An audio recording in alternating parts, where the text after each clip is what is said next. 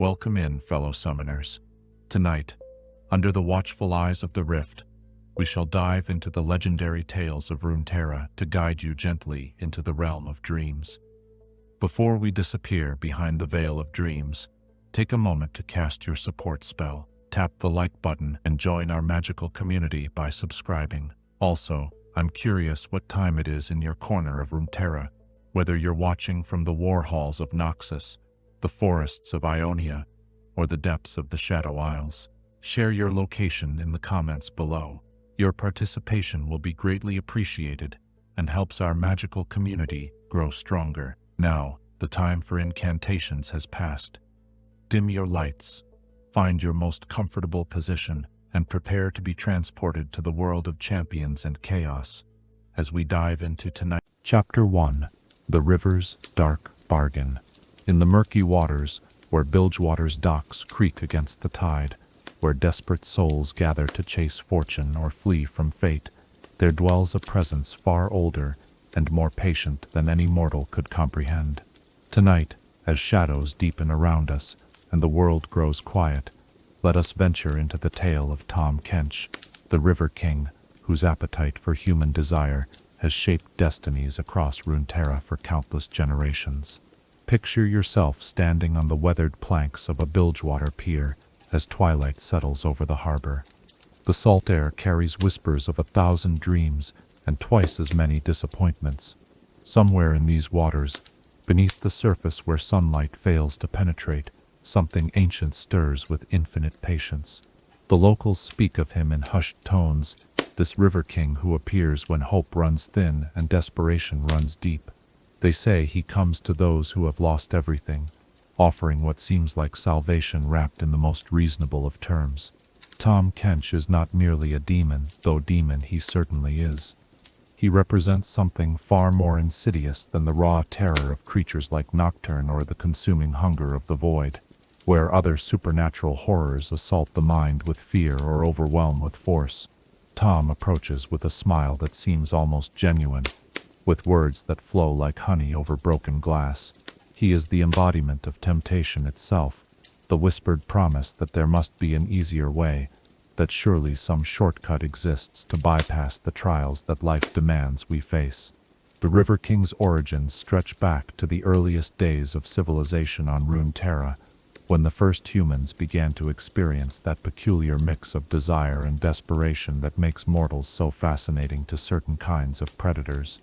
Long before Bilgewater became the pirate haven we know today, when these waters were home to simple fishing villages and merchant vessels, he discovered early that the sweetest meals are not taken by force, but offered willingly by those who believe they have no other choice.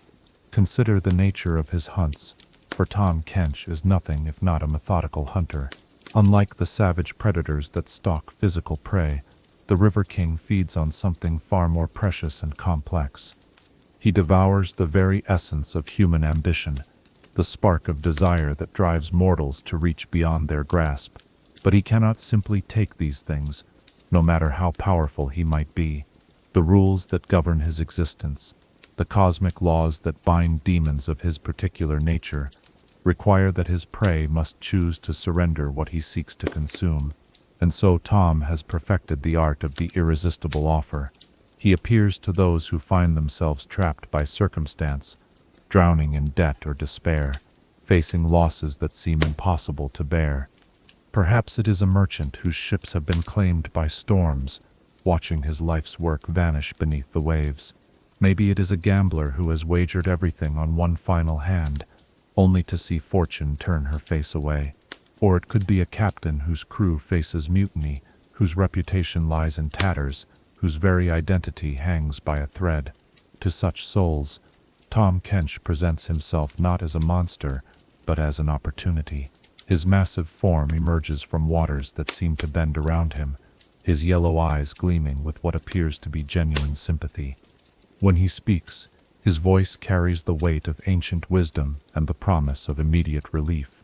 He understands their pain, he assures them he has seen countless others face similar trials, and he knows exactly how to make their troubles disappear. The terms he offers always seem remarkably fair, at least at first glance. pay back that impossible debt, and all he asks is a small service to be named later.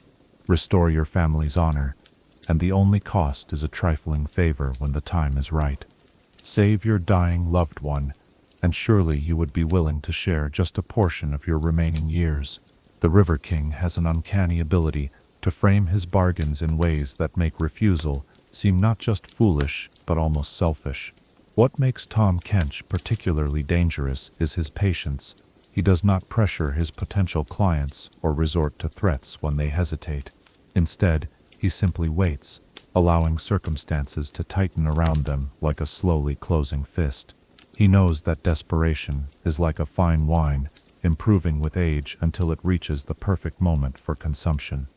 He understands that mortals will inevitably convince themselves that they have exhausted every other option, that his offer represents their only hope of salvation. The River King's reputation in Bilgewater has grown alongside the city itself. As pirates and cutthroats gathered in these lawless waters, as fortunes were made and lost on the roll of dice or the turn of tide, Tahm found an endless supply of ambitious souls willing to trade their futures for immediate gratification.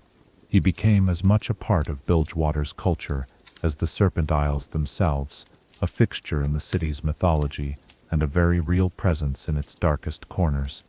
Stories of his bargains spread through taverns and gambling halls like ripples on still water.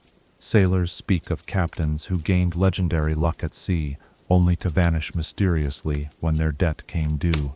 Merchants whisper of traders who accumulated impossible wealth through deals that seemed too good to be true, until the day Tahm returned to collect what was truly owed. Each tale serves as both warning and temptation, for while everyone knows the stories end badly, each person believes their situation is unique, their need more urgent, their cleverness sufficient to outwit an ancient demon. But Tahm Kench is far more than just another predator haunting Bilgewater's waters.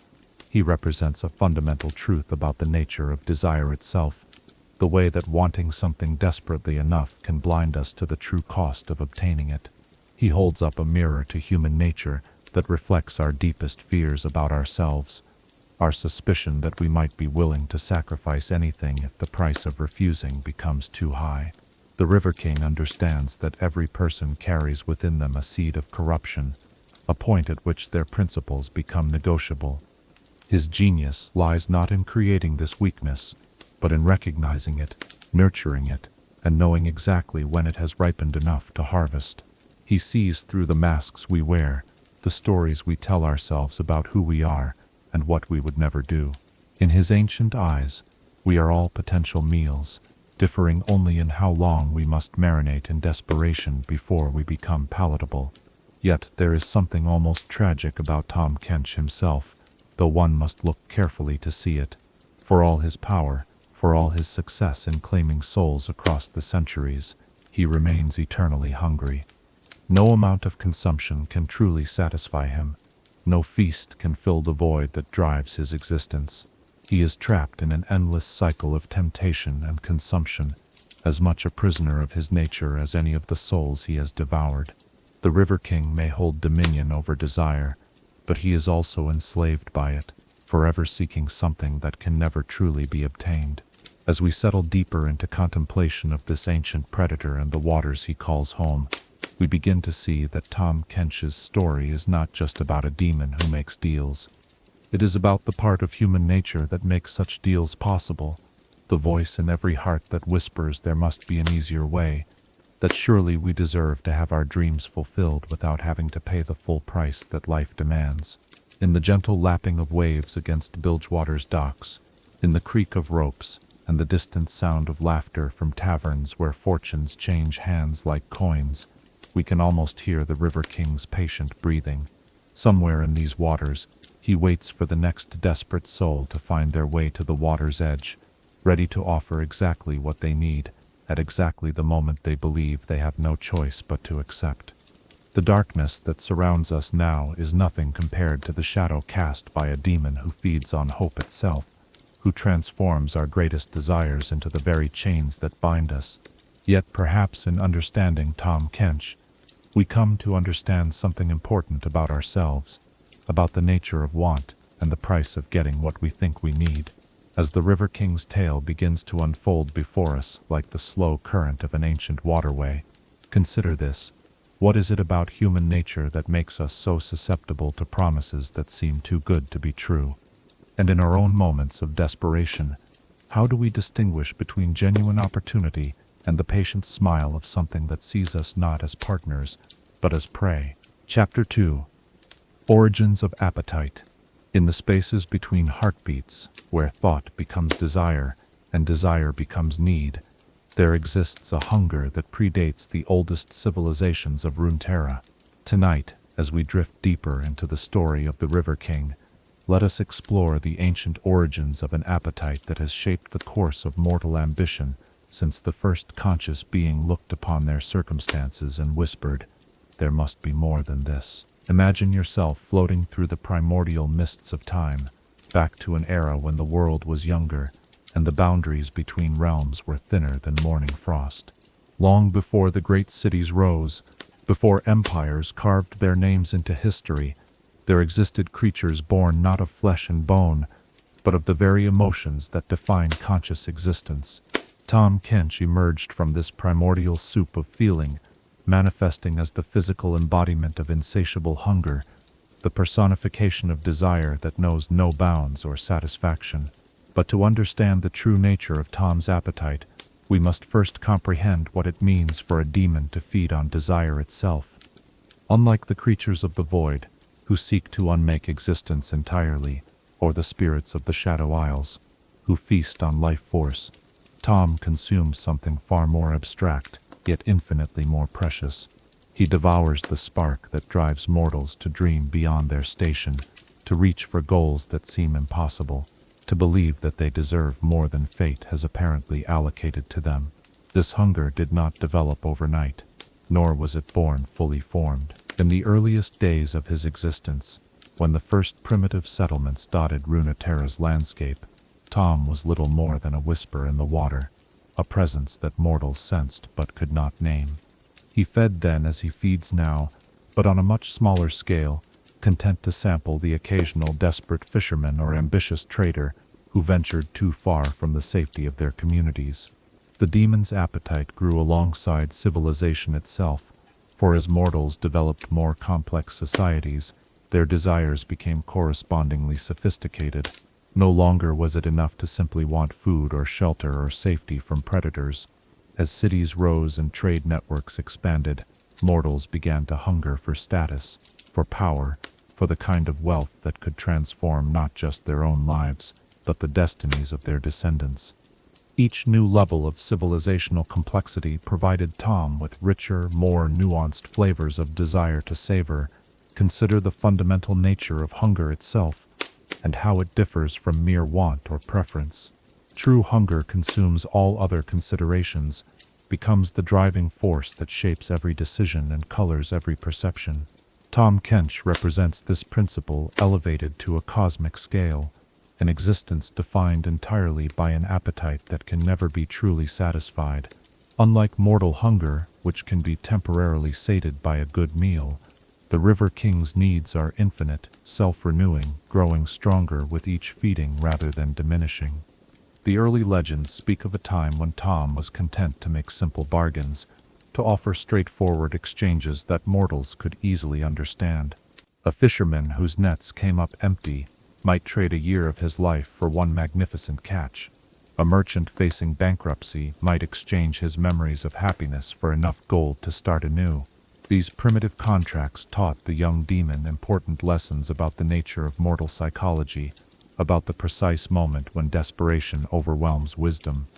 As centuries passed and Tahm's understanding deepened, his bargains became more subtle, more psychologically sophisticated.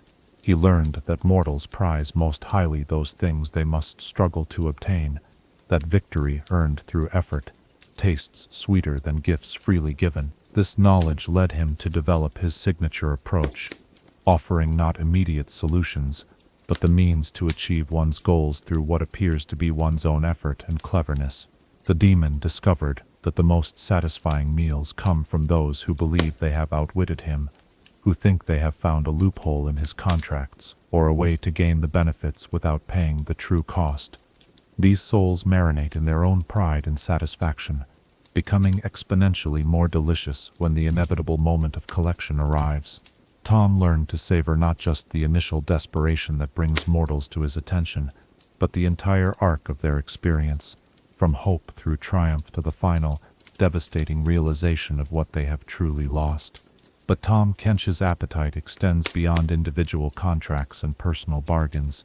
Over the millennia, he has developed a taste for influencing entire cultures, for shaping the values and priorities of whole societies. Bilgewater's obsession with wealth and status, its cutthroat culture where everyone seeks to climb higher by stepping on those below, bears the unmistakable fingerprints of the River King's influence.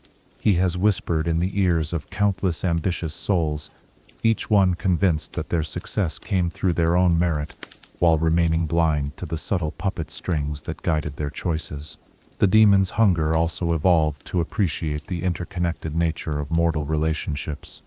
He discovered that claiming a soul often creates ripple effects that generate new opportunities for feeding. A merchant who gains success through Tahm's intervention might inspire rivals to seek similar bargains. A captain who becomes legendary for his luck at sea creates a culture that normalizes the idea of supernatural assistance. Each individual contract becomes a seed that can grow into an entire network of future opportunities. One of the most fascinating aspects of Tahm's appetite is its relationship with time itself. Unlike mortals, who experience hunger as an immediate, urgent need, the River King operates on a timescale that spans centuries. He can afford to plant seeds of desire that might not bloom for generations, to set in motion chains of events that will eventually deliver entire bloodlines into his grasp. This temporal perspective allows him to appreciate flavors and subtleties that would be lost on a more impatient predator. The demon has learned to distinguish between different types of desire with the precision of a master chef identifying spices.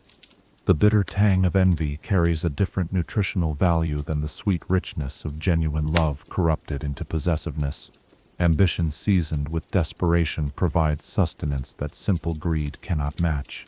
Over the ages, Tahm has developed preferences and specialties, becoming a connoisseur of human motivation in all its varied forms.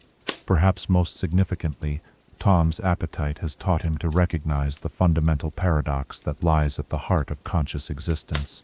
Mortals are driven by desire, yet achieving their desires often fails to bring the satisfaction they expected. This creates a perpetual state of wanting that the River King finds endlessly renewable.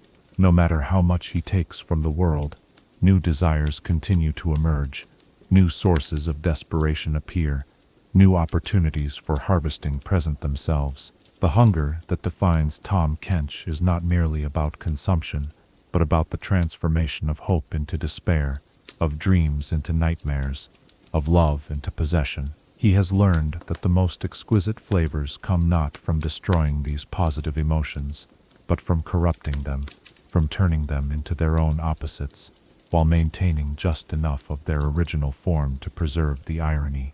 As we contemplate the vast scope of this ancient appetite, we begin to understand that Tahm represents something more than just another supernatural threat to be feared or defeated. He embodies a fundamental aspect of the universe itself, the principle that all conscious beings are driven by wants that can never be fully satisfied, that the act of desiring is both the source of our greatest achievements and our most profound vulnerabilities. In the gentle rhythm of our own breathing, in the quiet stirring of our own hopes and dreams, we can sense the echo of that primordial hunger that gave birth to the River King. We are all, in our own ways, creatures of appetite, driven by needs that extend far beyond the merely physical. The difference between ourselves and Tahm Kench is not the presence or absence of hunger, but the wisdom to recognize when our appetites threaten to consume everything else that gives our lives meaning. As we drift deeper into the River King's ancient story, carried along by currents that predate human memory, perhaps we might wonder, what is it about the nature of consciousness itself that seems to require us to always want more than we have? And how do we maintain our humanity while acknowledging the endless appetite that drives us all forward through the darkness, toward whatever it is we think we need? Chapter 3. The Art of the Deal. In the quiet moments when desperation whispers its sweetest lies, when hope and fear dance together in the human heart, there exists a master craftsman at work. Tonight, as we settle deeper into our exploration of the River King's domain, let us examine the exquisite artistry with which Tahm Kench approaches his most sacred calling, the careful cultivation and harvesting of mortal souls through the ancient craft of the perfect deal. Picture yourself observing a master painter at work, watching as each brushstroke contributes to a larger vision that only gradually reveals itself. Tahm Kench approaches each potential contract with similar patience and precision, understanding that the greatest artworks cannot be rushed, that true masterpieces require careful preparation, perfect timing, and an intimate understanding of both medium and subject. In his case, the medium is human psychology, and the subject is the eternal tension between what mortals want and what they are willing to sacrifice to obtain it. The River King's methodology begins long before the first words of negotiation are ever spoken. Like a careful gardener who studies soil conditions before planting seeds, Tahm invests considerable time in understanding his potential clients, learning their histories, their relationships, their deepest fears and most cherished dreams. He observes from the shadows of consciousness, noting the small compromises that accumulate over time, the gradual erosion of principles under the pressure of circumstances, the moment when never becomes not yet becomes perhaps, if the situation were different. Consider the psychology of desperation itself, and how it transforms even the most rational minds into fertile ground for impossible promises. Tahm has studied this transformation across countless centuries, learning to recognize the subtle signs that indicate when a soul has ripened to the perfect point of vulnerability. It might be the way someone's shoulders sag after reading a letter containing bad news, or the hollow look in their eyes when they realize that all their careful plans have crumbled to dust.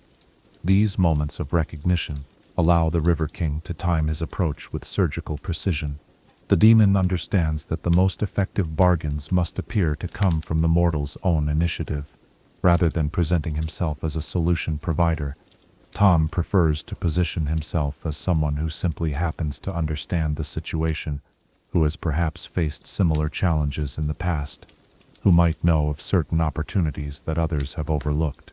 This approach allows potential clients to maintain the illusion that they are in control of the negotiation, that they are clever enough to spot and exploit an advantageous situation.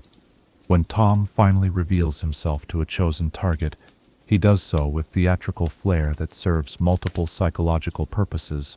His emergence from water creates an immediate sense of the otherworldly, establishing that normal rules might not apply to whatever follows. His massive size and obvious power demonstrate that he possesses the means to fulfill whatever promises he might make. Yet his genteel manner and sophisticated speech patterns suggest that he is reasonable, civilized, someone with whom one can do business on mutually beneficial terms. The River King has perfected the art of the leading question, those seemingly innocent inquiries that guide conversations toward predetermined conclusions without making the manipulation obvious.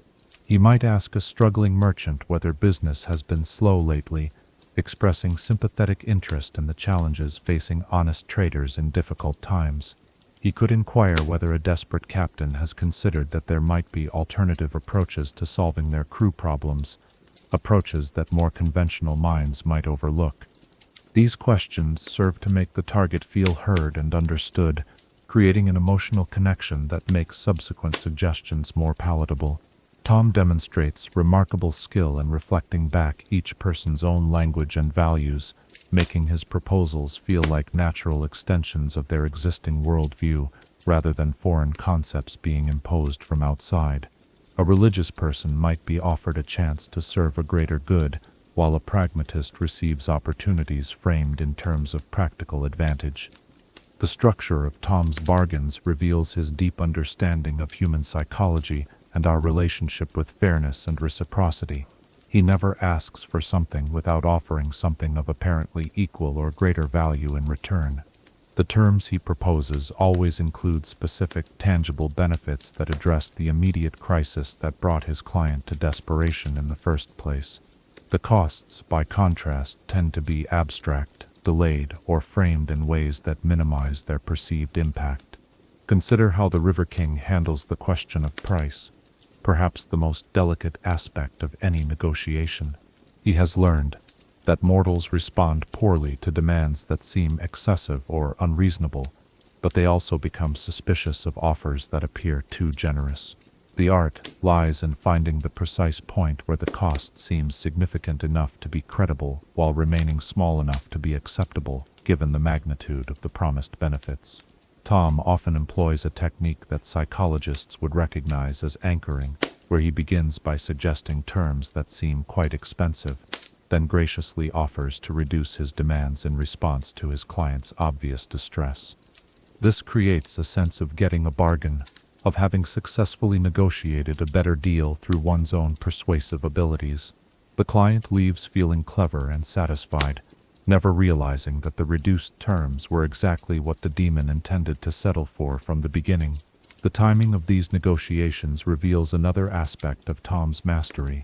He understands that desperation creates artificial urgency, making people feel that they must act immediately or lose their chance forever. However, he also knows that pushing too hard can trigger defensive reactions that cause potential clients to flee.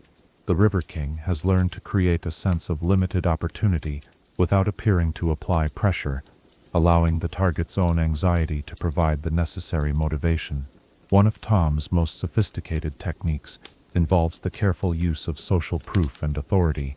He might mention other successful clients who faced similar challenges, describing their positive outcomes in enough detail to make the success feel real and achievable. These references serve multiple purposes. They normalize the idea of making deals with supernatural entities, provide reassurance that others have benefited from similar arrangements, and create competitive pressure by suggesting that those who refuse his offers might be missing out on opportunities that wiser individuals have embraced. The demon also demonstrates remarkable skill in handling objections and concerns. Rather than dismissing or arguing against his client's hesitations, he acknowledges them as signs of wisdom and careful thinking. He might even share stories of individuals who were right to be cautious in other circumstances, reinforcing his image as someone who respects prudence and would never take advantage of trusting souls. This approach disarms resistance, while positioning any remaining concerns as minor details that can surely be addressed through reasonable discussion. Perhaps most insidiously, Tahm has mastered the art of making his clients feel that they are doing him a favor by accepting his offer. He presents himself as someone who gains satisfaction from helping others achieve their goals, who takes pride in seeing deserving individuals overcome unfair obstacles. This reversal of the traditional power dynamic makes the target feel valued and appreciated rather than manipulated, creating positive emotions that become associated with the decision to accept his terms. The contracts themselves are marvels of legal and psychological engineering, written in language that appears clear and straightforward, while containing subtle ambiguities that will prove crucial when the time comes for collection. Tahm understands that mortals rarely read carefully when they are desperate, and even when they do, they tend to interpret uncertain language in whatever way supports their desire to proceed. The demon crafts his agreements to take advantage of these psychological blind spots without technically engaging in deception. As we contemplate the intricate artistry of Tahm's approach, we begin to see that his success stems not from supernatural coercion, but from his profound understanding of the human condition. He recognizes that we are all vulnerable to certain types of persuasion when our circumstances become desperate enough, that our capacity for rational decision-making deteriorates under sufficient stress, that we have an almost infinite ability to rationalize choices that align with our immediate desires. The River King's deals succeed because they offer what every desperate person craves, a way to solve their problems without having to face the difficult truths about how they arrived in their current situation, without having to make the hard choices and sacrifices that genuine solutions would require. He provides shortcuts that allow people to skip past the growth and learning that authentic change demands, creating the illusion of progress while actually preventing the kind of development that might make them less vulnerable to future manipulation. In the gentle rhythm of our contemplation, in the quiet spaces between thoughts where wisdom sometimes emerges, we can sense the echoes of every negotiation we have ever faced, every moment when we have been tempted to choose the easy path over the right one. The River King's artistry holds up a mirror to our own capacity for self-deception, our willingness to accept convenient explanations when the truth proves too uncomfortable to bear.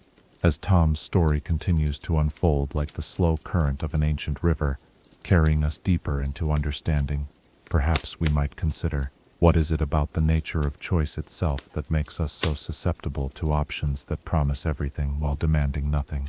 And how do we develop the wisdom to recognize when an apparent opportunity is actually an invitation to abandon the very qualities that make our choices meaningful?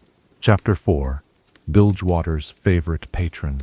In the crooked streets where fortune flows like rum and blood, where ambition sails on every tide and loyalty is bought by the highest bidder, there exists a symbiotic relationship between predator and prey that has shaped an entire culture. Tonight, as we explore the twisted channels of Bilgewater's soul, let us discover how Tahm Kench became not merely a resident of these lawless waters, but the invisible architect of everything that makes this pirate haven what it truly is. Imagine yourself walking through the narrow alleys of Bilgewater as the morning mist rises from the harbor, carrying with it the mingled scents of salt, spices, and subtle corruption. Every weathered building tells a story of fortunes won and lost, of dreams that sailed in with the tide, only to be dashed against the rocky shores of reality. Yet beneath these obvious tales of piracy and plunder runs a deeper current, one that speaks of supernatural influence woven so seamlessly into the city's fabric that most inhabitants never realize. They dance to music played by an ancient, patient musician.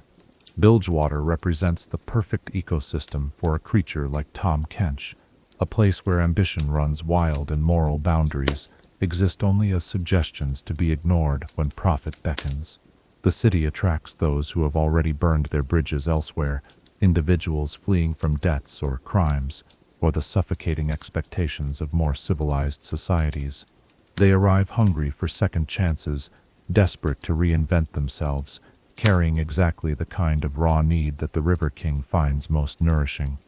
The demon's relationship with Bilgewater began centuries ago, when the settlement was little more than a collection of ramshackle docks, serving ships that preferred to avoid the scrutiny of more legitimate ports. Even then, Tahm recognized the potential in this lawless gathering place, seeing how it could become a grand theater for his particular art.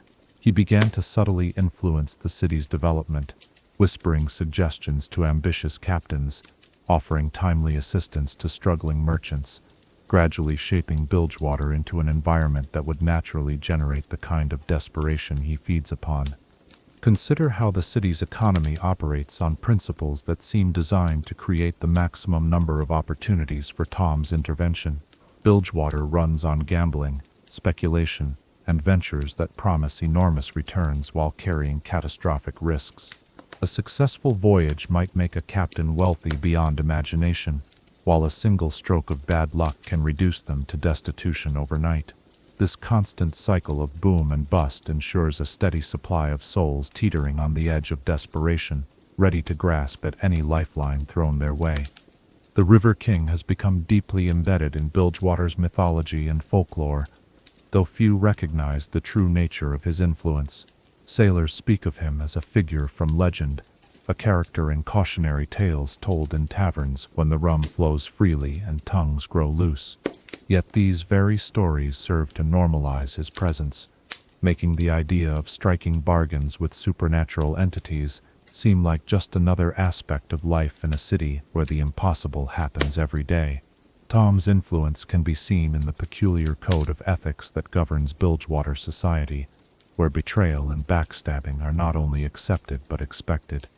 The city operates on the principle that everyone is ultimately looking out for themselves, that loyalty lasts only as long as it remains profitable, that today's ally might become tomorrow's enemy, depending on which way the wind blows. This culture of mutual mistrust creates endless opportunities for the River King to position himself as the one reliable constant in an otherwise unpredictable world. The demon has carefully cultivated relationships with key figures throughout Bilgewater's history, offering assistance at crucial moments to individuals who would go on to shape the city's culture and institutions. A struggling shipbuilder might receive the knowledge needed to construct vessels of unprecedented speed and durability. A minor crime boss could gain the strategic insight necessary to eliminate rivals and consolidate power. Each intervention appears to be a stroke of luck or personal brilliance, but collectively they push Bilgewater toward becoming the kind of place where Tahm's services are always in demand. Perhaps nowhere is the River King's influence more apparent than in Bilgewater's gambling culture, where fortunes change hands with the roll of dice or the turn of cards. The city's numerous gaming houses and betting parlors serve as informal recruiting grounds for Tahm's operation, places where he can observe desperate souls reaching the end of their resources and beginning to contemplate solutions that their former selves would have found unthinkable.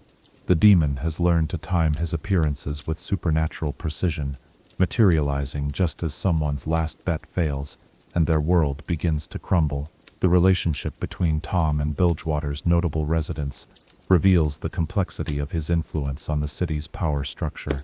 Consider how he has interacted with figures like Gangplank, the self-proclaimed pirate king whose rise to power bears the subtle fingerprints of supernatural assistance.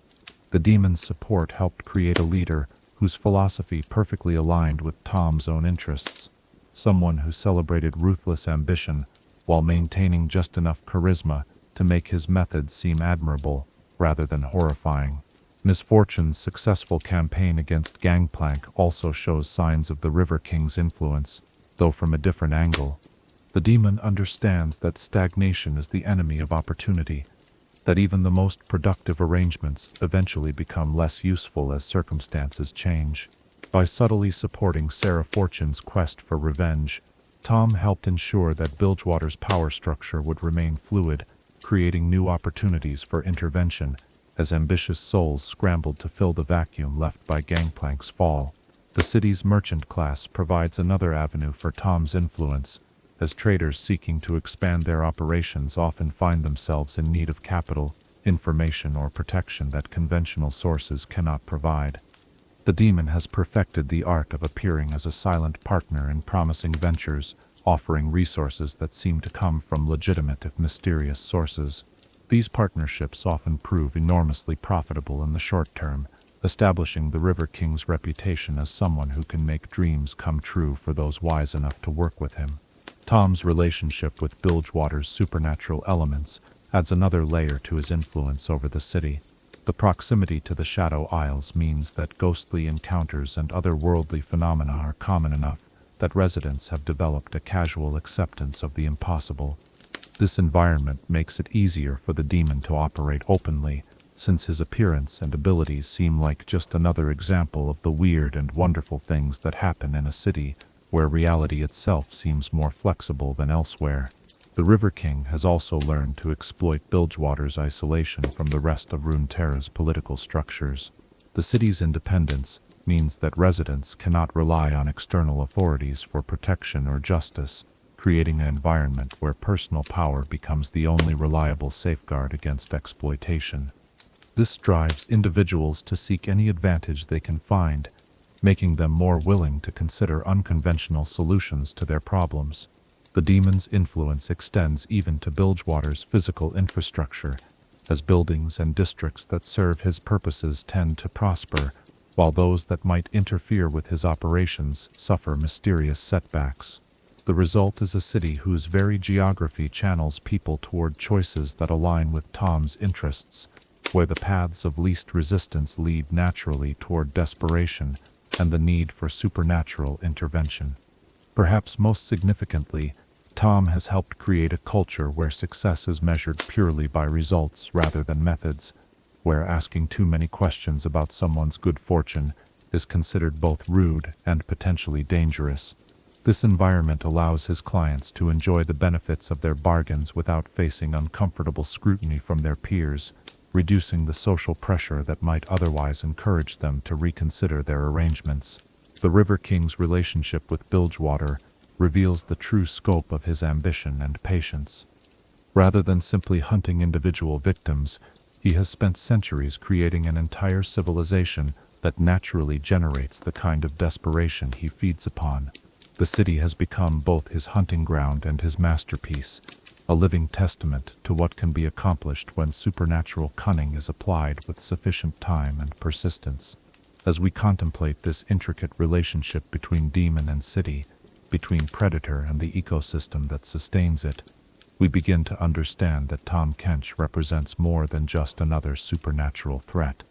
He embodies the principle that corruption spreads most effectively when it appears to offer genuine benefits, when it aligns itself with existing human desires rather than opposing them directly.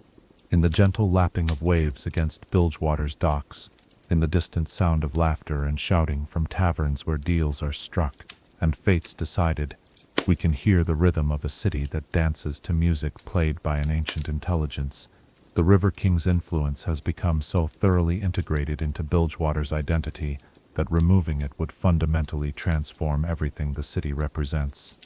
As our exploration of this symbiotic relationship draws toward its contemplative close, perhaps we might wonder, what does it say about human nature that an entire civilization can be shaped by appealing to our basest instincts? And how do we recognize when our own communities might be dancing to similar music, played by forces that benefit from our willingness to choose short-term gain over long-term wisdom? Chapter 5. The Price of Desire. In the quiet moments after the contract is signed and the handshake sealed, when triumph feels sweet and possibilities stretch endlessly ahead, there begins a transformation so subtle that those experiencing it rarely notice until it has progressed beyond reversal. Tonight, as we delve deeper into the River King's domain, let us explore the true cost of Tahm Kench's bargains, tracing the inevitable journey from elation through corruption to the final, devastating realization of what has truly been lost. Picture yourself watching the dawn break over Bilgewater's harbor, painting the sky in shades of gold and crimson that seem to promise unlimited potential. Somewhere in the city below, a merchant who struck a deal with Tahm Kench is waking to discover that overnight, their struggling business has become the talk of the commercial district. Orders are pouring in, competitors are withdrawing from lucrative contracts, and fortune seems to smile upon every venture. For the first time in months, perhaps years, the future looks bright and full of promise. This initial period of success represents one of Tahm's most sophisticated cruelties, for he ensures that his bargains deliver exactly what was promised, often exceeding expectations in ways that make his clients feel clever for having recognized such an extraordinary opportunity. The merchants' ships arrive ahead of schedule, their holds filled with exotic goods that command premium prices. Rival traders who once dismissed them with contempt now seek partnerships and alliances. The transformation appears to validate every optimistic assumption about their own capabilities and worthiness. Yet even in these early days of triumph, careful observers might notice subtle changes beginning to take root.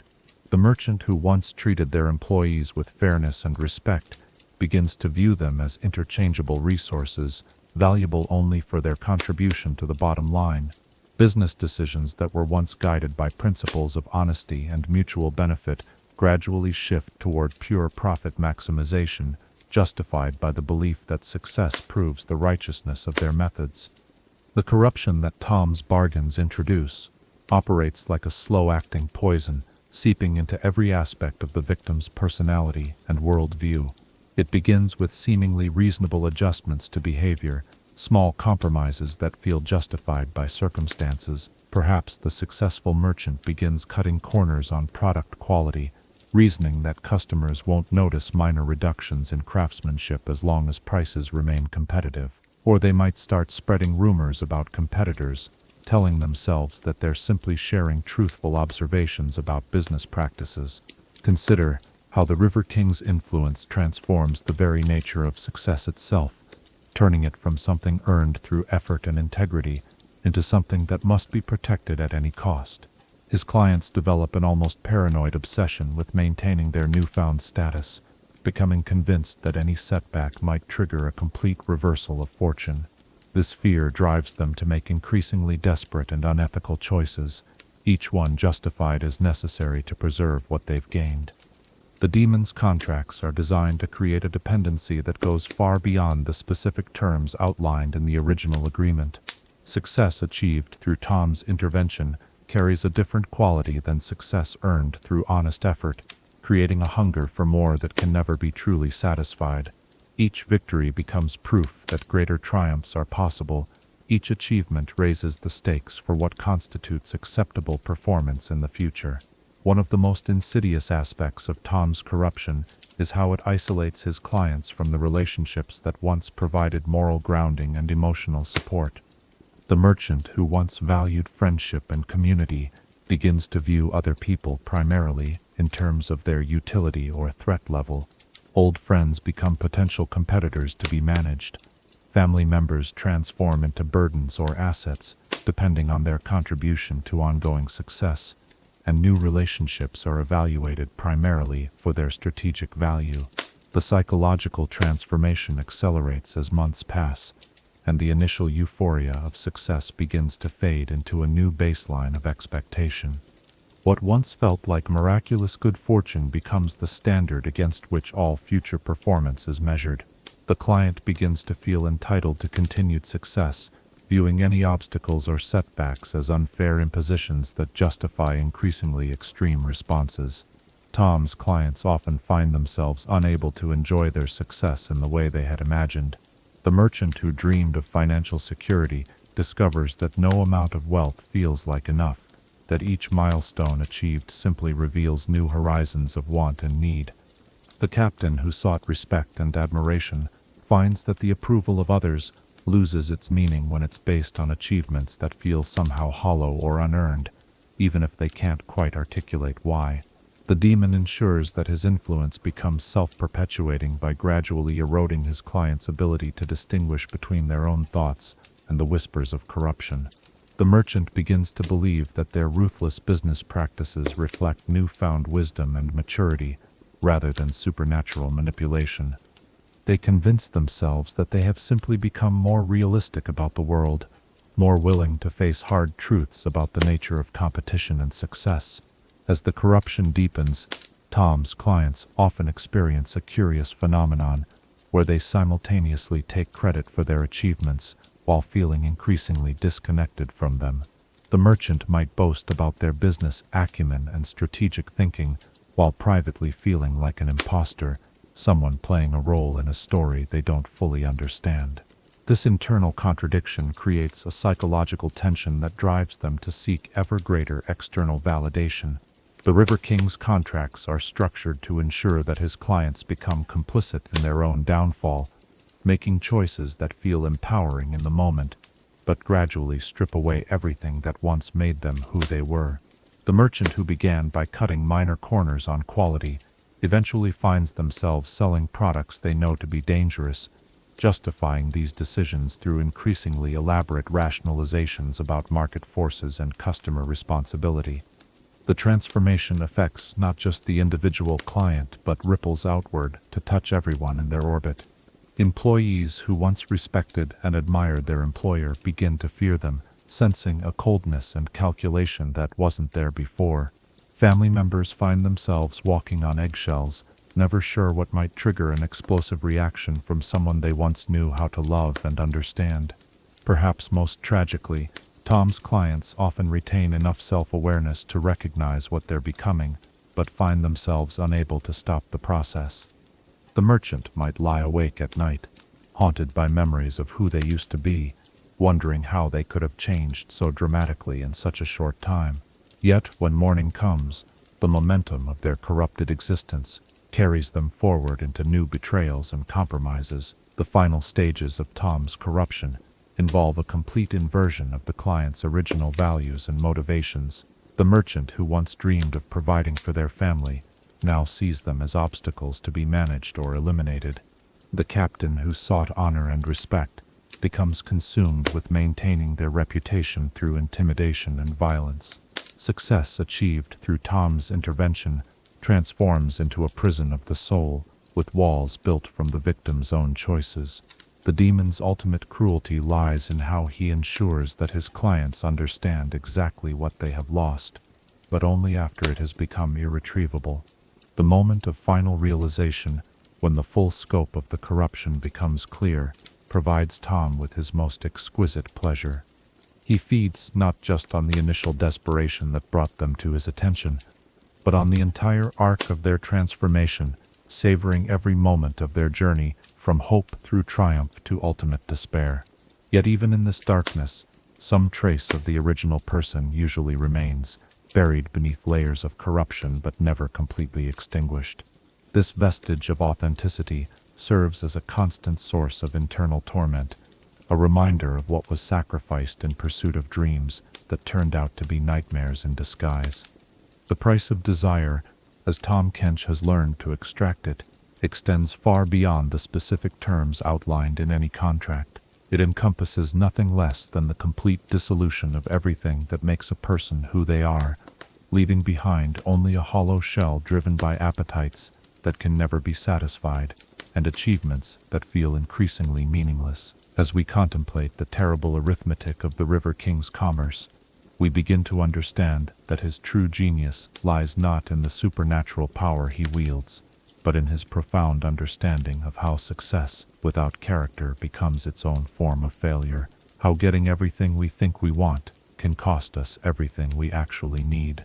In the gentle silence that surrounds us now, in the space between heartbeats where truth sometimes whispers its warnings, we can sense the echo of every choice we've ever made in pursuit of our own desires. Perhaps we might wonder, what is it about success that makes it so dangerous when achieved through compromise rather than character? And how do we maintain our essential selves while still reaching for the dreams that give our lives meaning and purpose? Chapter 6. Connections across Runeterra. Beyond the mist-shrouded waters of Bilgewater, across continents where different cultures pursue their own dreams of glory and fulfillment, the River King's influence spreads like ripples on a vast, dark ocean. Tonight, as we expand our understanding of Tahm Kench's dominion, let us explore how his ancient hunger extends far beyond any single city or region, weaving itself into the fabric of Runeterra itself through connections that span nations, realms, and the very boundaries between mortal and supernatural existence. Imagine yourself standing atop Mount Targon's highest peak, gazing out over the entirety of Runeterra as it spreads below like a tapestry woven from countless individual stories. From this celestial vantage point, you might begin to perceive the invisible threads that connect disparate events across vast distances, the way a merchant's bargain in Bilgewater might influence a noble's decision in Demacia, how corruption spreads through networks of trade, ambition, and shared human weakness that transcend political boundaries and cultural differences. Tahm's influence in Noxus reveals itself through different mechanisms than those he employs in Bilgewater, adapted to suit an empire built on strength, conquest, and the belief that might makes right. Here, the River King appears not as a supernatural patron offering impossible solutions, but as a counselor who understands the true nature of power and how to wield it most effectively. He whispers in the ears of ambitious generals seeking advancement, offering strategic insights that seem to come from their own brilliance, but consistently lead toward choices that serve his broader purposes. The demon's relationship with Noxian culture centers around the Empire's fundamental belief that strength justifies any action, that victory excuses whatever methods were employed to achieve it.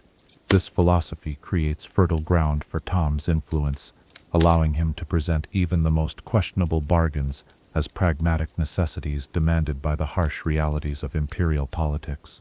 A struggling officer might receive the knowledge needed to expose a rival's weaknesses, or a minor noble could gain access to information that allows them to manipulate succession disputes to their advantage.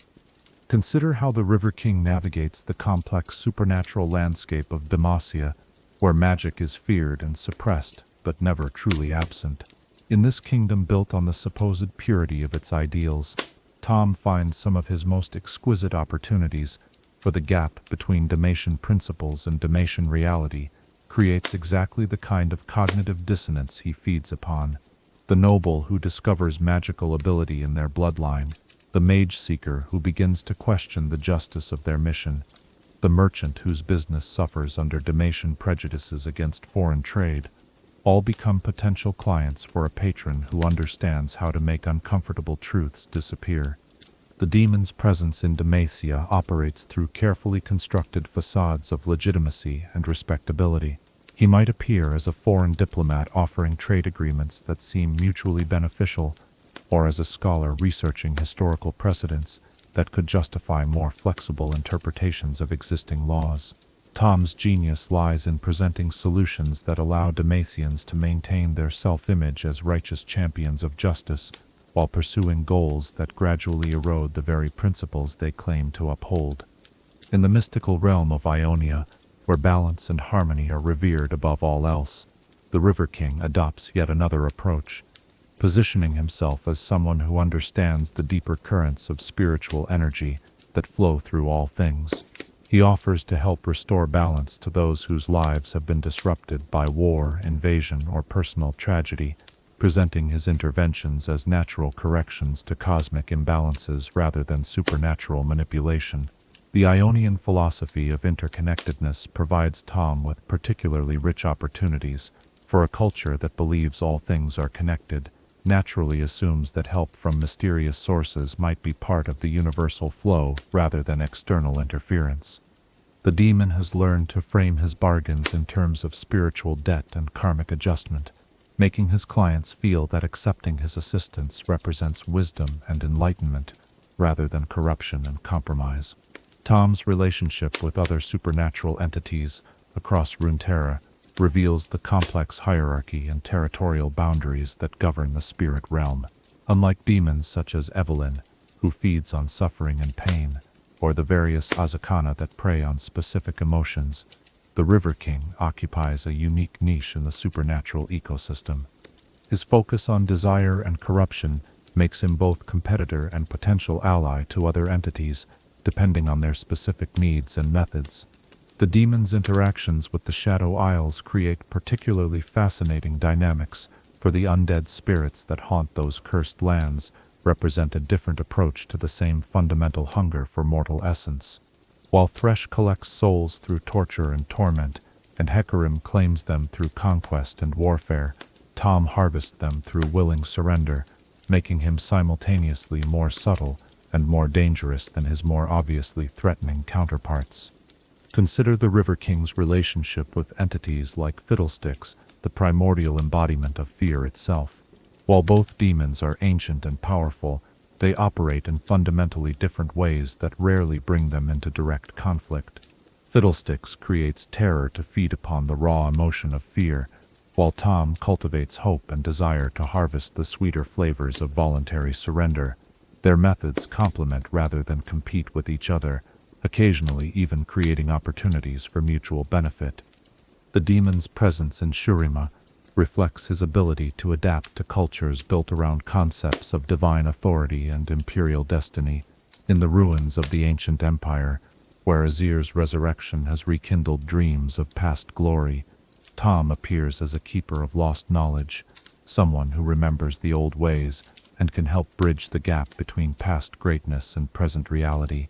He offers to restore ancient privileges, to recall forgotten magics, to reunite the scattered tribes under banners that once commanded the respect of the entire world. The demon's presence in Shurima reflects his ability to adapt to cultures built around concepts of divine authority and imperial destiny. In the ruins of the ancient empire, where Azir's resurrection has rekindled dreams of past glory, Tahm appears as a keeper of lost knowledge, someone who remembers the old ways and can help bridge the gap between past greatness and present reality. He offers to restore ancient privileges, to recall forgotten magics, to reunite the scattered tribes under banners that once commanded the respect of the entire world. Tahm's influence in the Freljord operates through the harsh realities of survival in a land where weakness means death and strength is the only currency that matters. Here, he appears to desperate tribes facing extinction, offering the resources needed to survive brutal winters or the strategic advantages necessary to defeat stronger rivals. The demon understands that Freljordian culture values results over methods, making it relatively easy to frame even questionable bargains as necessary compromises demanded by circumstances beyond anyone's control. The River King's relationship with Piltover and Zon creates some of his most complex opportunities, for these twin cities represent both the heights of human achievement and the depths of human desperation existing in close proximity. In Piltover, he appears to inventors and entrepreneurs whose ambitious projects require resources or knowledge beyond conventional means. In Zon, he offers survival and advancement to those trapped in the Undercity's toxic environment, presenting himself as the only reliable path to a better life. Perhaps most intriguingly, Tahm has developed connections with certain cosmic entities that exist beyond Runeterra's immediate sphere of influence. His dealings with beings like Aurelian's Soul, the Star Forger enslaved by Targonian aspects, reveal the true scope of his ambitions. The demon understands that even cosmic dragons can experience desire and frustration, making them potential clients for someone skilled enough to navigate the complex psychology of near-omnipotent beings. The River King's network of influence extends even into realms that most mortals never encounter, places like the spirit realm where kindred hunts, and the twisted dimensions where the void seeps through reality's cracks. Tahm has learned to position himself as a useful intermediary between these various planes of existence, someone who can facilitate exchanges and communications that would otherwise be impossible. The demon's relationship with mortal magic users across Runeterra reveals another facet of his influence, for mages of all traditions eventually encounter limits to their power that create opportunities for supernatural assistance. Whether it's a Dalmatian mage struggling with forbidden abilities, a No-Cian battle mage seeking greater destructive potential, or an Ionian spirit caller trying to restore balance to their war-torn homeland, Tahm offers solutions that seem to enhance their existing capabilities while gradually making them dependent on his continued support. As we contemplate the vast web of connections that Tahm Kench has woven across Runeterra and beyond, we begin to understand that his true power lies not in any single bargain or individual corruption, but in his ability to influence the fundamental structures of civilization itself. Through countless small interventions across multiple cultures and realms, he has helped shape a world where his services are always in demand, where the values and institutions that might otherwise protect mortals from supernatural predation have been gradually eroded or compromised. The River King represents a force that transcends regional boundaries and cultural differences, speaking to universal aspects of conscious existence that remain constant regardless of where or how mortals choose to live. His influence reveals the interconnected nature of all desire, all ambition, all the reaching towards something better that drives both individual growth and collective progress. In the quiet spaces between thoughts, where wisdom sometimes emerges unbidden, we can sense the vast scope of networks that connect all conscious beings in webs of influence and consequence. Perhaps we might wonder, what does it mean that corruption can spread so easily across such diverse cultures and environments? And how do we maintain the connections that nurture our better natures while guarding against those that would exploit our weaknesses? Chapter 7. The Feast Never Ends.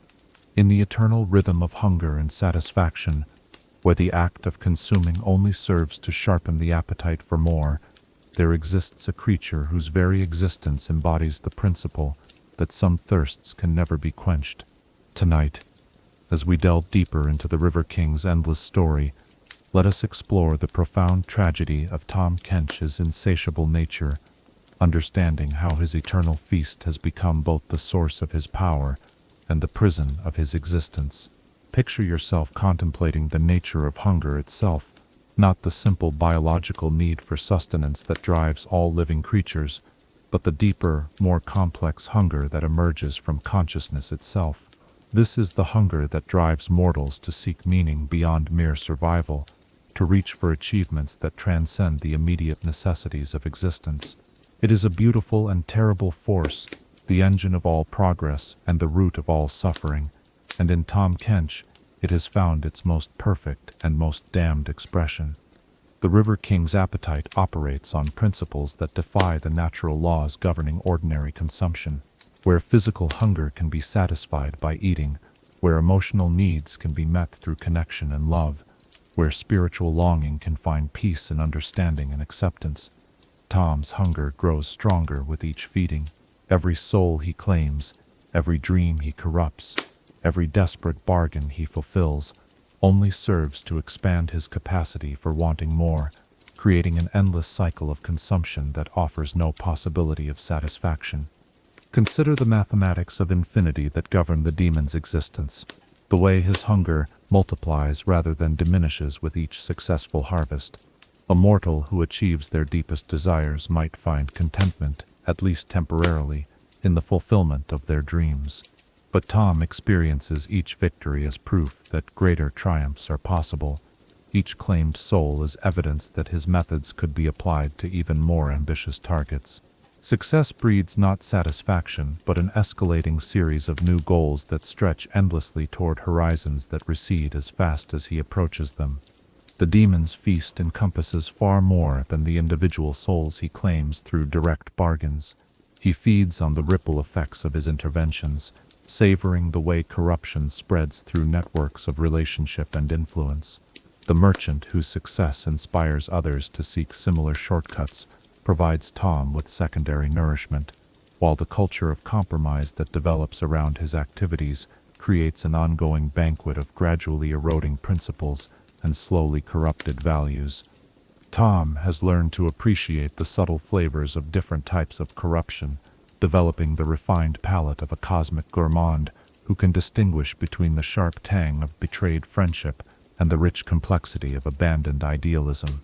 A parent who sacrifices their child's future for immediate gain provides a different nutritional value than a leader who trades their people's welfare for personal advancement. Each variation offers unique pleasures and contributes different elements to the demon's ever-expanding appetite. The River King's feast operates across multiple timescales simultaneously, allowing him to savor both the immediate pleasure of claiming a soul and the long-term satisfaction of watching corruption spread through generations.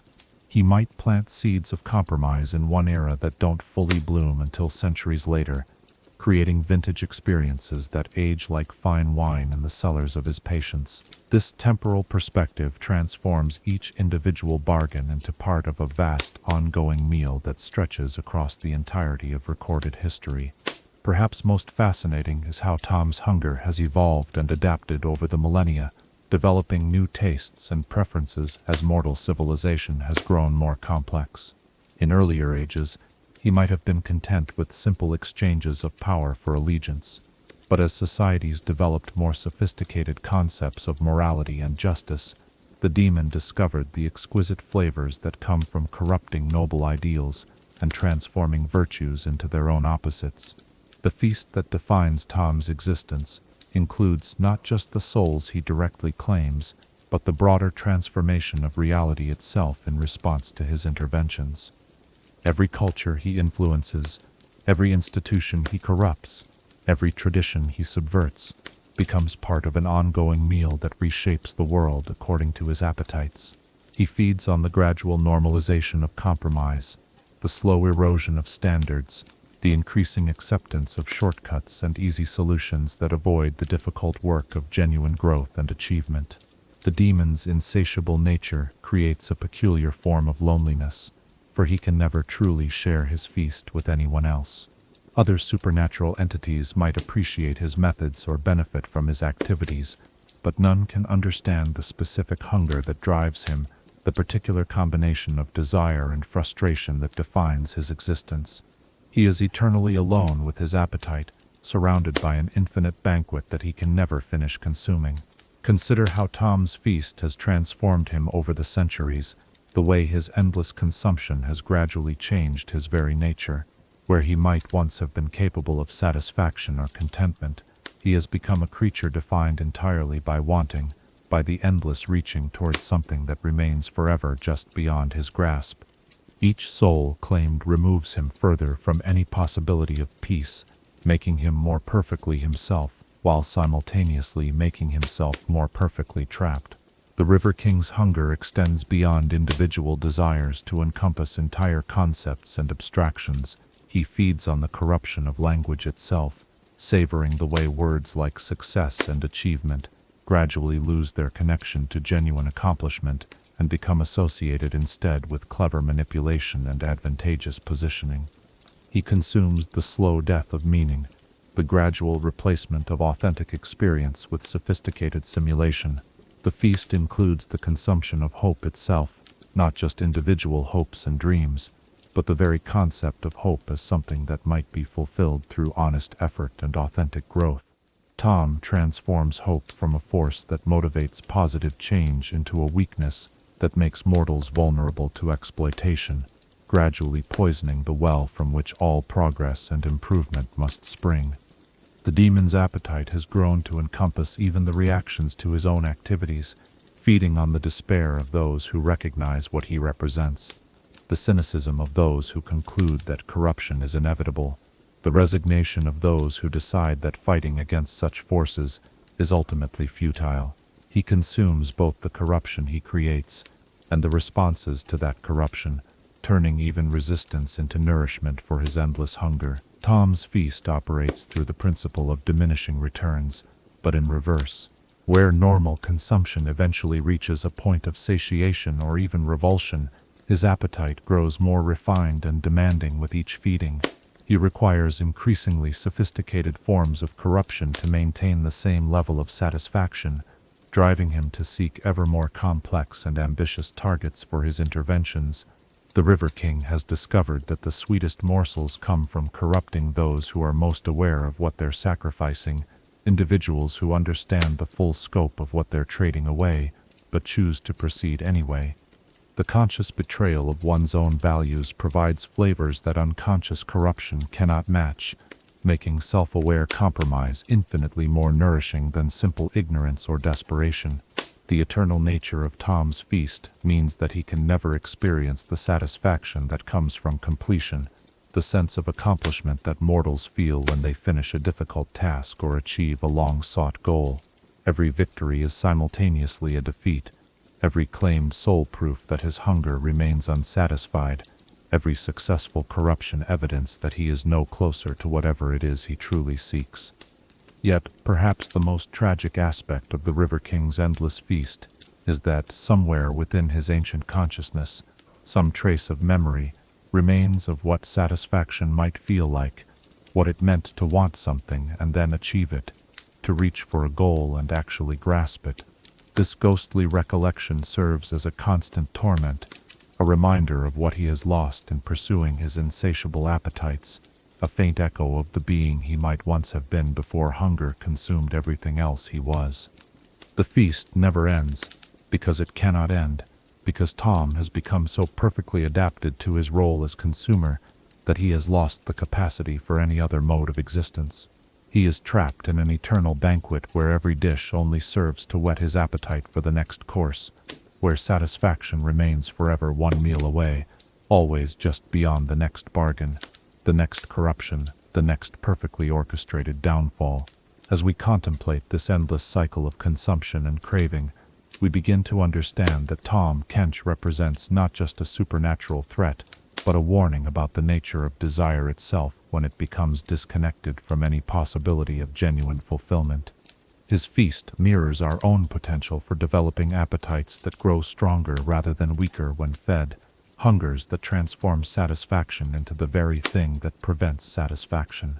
In the gentle silence that surrounds us now, in the peaceful space between wanting and having, we might reflect on the mysterious relationship between desire and fulfillment that shapes every conscious existence. Perhaps we might wonder, what is it about the nature of consciousness that creates the possibility of infinite hunger? And how do we cultivate the wisdom to distinguish between appetites that lead toward genuine nourishment and those that only serve to make us more perfectly starved? Chapter 8. Masters of Manipulation. In the grand theater of Runeterra, where countless entities vie for influence over mortal hearts and minds, there exists a hierarchy of manipulation that ranges from crude coercion to artistry, so refined it transcends the boundaries between corruption and seduction. Tonight, As we explore the River King's place among the masters of his dark craft, let us examine how Tahm Kench's methods compare to those of other manipulative champions, revealing both the unique sophistication of his approach and the fundamental principles that unite all those who seek to bend others to their will. Picture yourself as an observer in a vast gallery where each display case contains a different approach to the art of influence, each one representing a distinct philosophy about how conscious beings can be made to serve purposes other than their own. Some exhibits show the brutal directness of overwhelming force, others reveal the subtle intricacies of psychological manipulation, and still others demonstrate approaches so refined that the victim becomes a willing collaborator in their own downfall. Consider first the raw, primal approach embodied by entities like Nocturne, the eternal nightmare, whose manipulation operates through the crude but effective mechanism of terror. Nocturne's method involves stripping away the comfortable illusions that allow mortals to function in daily life, confronting them with fears so fundamental and overwhelming that rational thought becomes impossible. This approach achieves compliance through the simple expedient of making any alternative to submission seem unbearably frightening. While effective in its own way, Nocturne's manipulation lacks the sophistication that marks true mastery of the craft. His victims remain aware that they are being manipulated, that their compliance stems from external coercion rather than internal conviction. This awareness creates resentment and resistance that must be constantly overcome through renewed applications of fear, making the process inefficient and ultimately unstable. In contrast, examine the elegant methodology employed by LeBlanc the Deceiver, whose mastery lies in creating false realities so convincing that her victims never question the authenticity of their experiences. LeBlanc's approach operates through layers of deception that extend far beyond simple illusion, constructing entire narratives of cause and effect that guide her targets toward conclusions she wants them to reach while maintaining the illusion that they arrived at these insights through their own reasoning. LeBlanc's manipulation achieves a level of sophistication that approaches Tahm's own methods, particularly in how it preserves her victim's sense of agency and self-determination. Like the River King, she understands that the most effective influence feels like personal choice rather than external compulsion. However, her approach relies heavily on deception and false information, making it vulnerable to discovery and collapse if her illusions are ever penetrated. The demon Evelyn represents yet another approach to manipulation, one that exploits the fundamental human need for connection and intimacy. Evelyn's method involves presenting herself as the perfect companion, the ideal lover, the person who understands and accepts her victims completely. She manipulates through the promise of emotional fulfillment, offering experiences of connection so intense and satisfying that her targets become willing to overlook increasingly obvious signs of danger. Evelyn's approach shares with Tahm's the crucial element of making victims complicit in their own destruction, but it operates through a much narrower range of human experience. Where the River King can appeal to any form of desire or ambition, Evelyn's influence is primarily limited to romantic and sexual attraction, making her methods less versatile and ultimately less dangerous than Tahm's broader approach. Swain, the Grand General of Noxus, demonstrates how manipulation can be integrated with legitimate political power to create influence that operates on both supernatural and conventional levels. Through his pact with the demon realm, Swain gains access to secret knowledge that allows him to anticipate his enemies' moves and position himself advantageously in complex political situations. His manipulation operates through the appearance of supernatural wisdom and strategic brilliance, making others eager to follow his leadership. Swain's methods reveal an important principle that Tahm has also mastered. The most effective manipulation often involves giving people exactly what they want, while ensuring that getting it serves the manipulator's purposes rather than the victim's long-term interests. Swain provides Noxus with military victories and territorial expansion, but these successes serve to consolidate his own power and advance his personal agenda rather than genuinely benefiting the Empire's citizens. The approach taken by Jin, the virtuoso, represents manipulation elevated to the level of performance art, where the process of influence becomes as important as the outcome. Jin's method involves creating elaborate scenarios designed to reveal hidden truths about his victims' characters, forcing them to make choices that expose their deepest fears and desires. His manipulation operates through the creation of extreme circumstances that strip away social pretenses and reveal the authentic self beneath. Jin's artistry shares with Tahm's approach an appreciation for psychological complexity and the beauty of perfectly orchestrated outcomes, but it lacks the practical efficiency that marks the River King's methods. Where Jin is primarily interested in creating dramatic revelations and aesthetic experiences, Tahm focuses on achieving specific outcomes that serve his long-term goals of harvesting souls and spreading corruption. Perhaps most interesting is the comparison between Tahm Kench and Vladimir, the Crimson Reaper, whose manipulation operates through the careful cultivation of decadent aristocratic culture. Vladimir's approach involves creating social environments where excess and indulgence become normalized, where the gradual erosion of moral standards appears sophisticated rather than corrupt. He manipulates entire social classes by making vice seem glamorous and restraint appear provincial. Vladimir's methods demonstrate how manipulation can operate through cultural influence rather than individual targeting, shaping the values and assumptions of entire societies over extended periods. This approach aligns closely with Tahm's own preference for systemic influence, though Vladimir's focus on aristocratic decadence lacks the broader appeal and accessibility of the River King's approach to desire and ambition. The comparison reveals that Tahm Kench's true genius lies not in any single aspect of his methodology, but in how he combines the most effective elements from various approaches to manipulation while avoiding their inherent weaknesses. Like LeBlanc, he preserves his victim's sense of agency and choice. Like Evelyn, he makes his targets complicit in their own downfall. Like Swain, he provides genuine benefits that serve his purposes. Like Jin, he appreciates the aesthetic dimensions of psychological manipulation. Like Vladimir, he influences entire cultures and social systems. Yet Tahm's approach transcends all of these other methods through its fundamental universality. Where other manipulators must find victims who are vulnerable to specific types of influence, fear, deception, loneliness, ambition, or decadence, the River King appeals to the basic nature of conscious desire itself. Every sentient being wants something, making every sentient being a potential target for his particular form of corruption. The River King's manipulation also operates across a broader range of timescales than any of his peers.